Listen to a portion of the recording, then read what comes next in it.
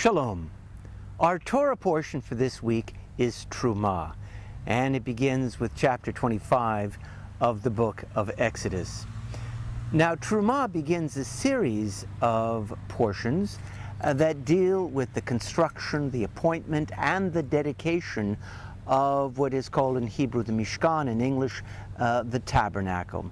The Mishkan was a portable house of worship that accompanied our people through our wanderings in the desert for those 40 years between the time we left Egypt and the time we arrived in the land of Israel. Eventually, the Mishkan would be replaced by the permanent temple that Solomon would build in Jerusalem. Now, I want to discuss with you the opening part of this week's Torah portion, which I find rather provocative. Let's see what it says in the Hebrew.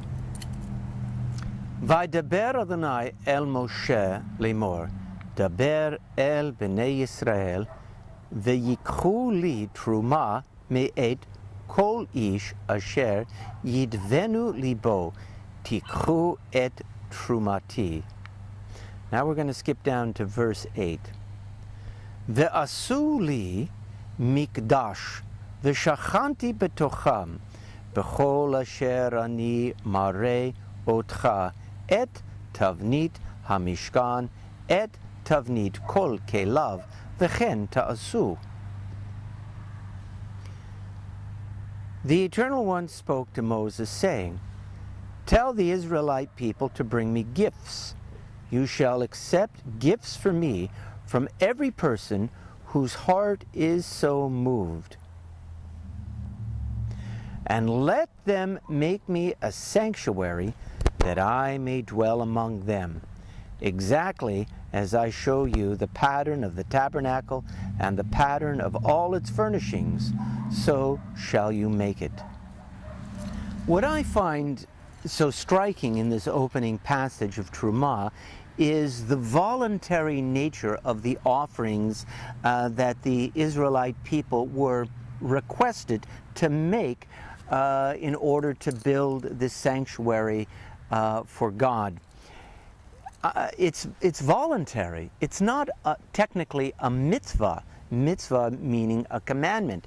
God says, accept gifts for me from every person whose heart is so moved. This is in striking contrast to the mitzvah of tzedakah, that is the commandment to give to charity, to be charitable to people in need. There's nothing voluntary about tzedakah. So the word tzedakah itself, which we usually translate as charity, comes from the word tzedek, which means justice. It's just plainly what one should do, whether one feels something or not for the person that they happen to help. We read in Deuteronomy chapter 1 that we are to open our hand to the poor, and it says it twice. It repeats it. Open your hand.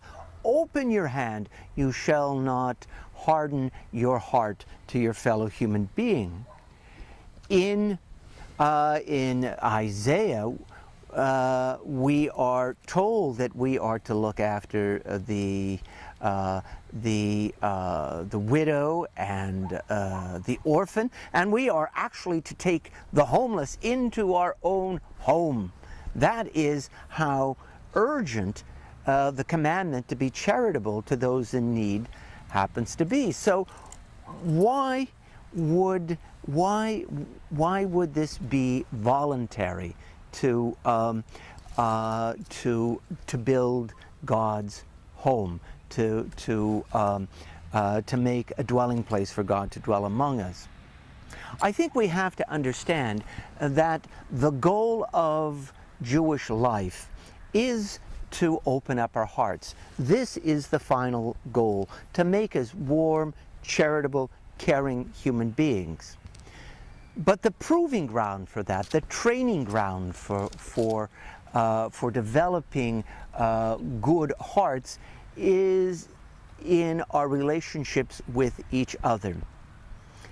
If we look at last week's Torah portion, Mishpatim, we see an array of commandments that tell us to treat each other justly and mercifully and charitably, and that to make it a way of life. The fact of the matter is, sometimes we don't feel charitable. Sometimes our hearts don't move us to act in a saintly or a good or charitable way. Judaism speaks of halakha. Some people translate that as law. I translate it as way. There's a certain way of acting. If we act in a certain way, we are likely to begin to feel something. We don't wait for the Spirit to move us to act in a righteous way.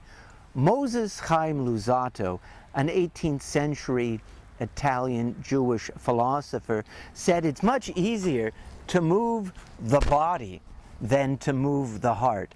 And the first thing we must do is to move the body, that we must take the action. Even if our hearts don't move us, even if we do a righteous deed for the wrong reason, that's all right. We will get into the habit of acting in a righteous way. The Talmud says, Lo lishma ba lishma. Do the right thing, and that will eventually move your heart. Loving deeds lead to a loving heart. That's my take on this week's Torah portion. I hope that you will read it and you will come up with your own insights and your own conclusions. Shabbat Shalom.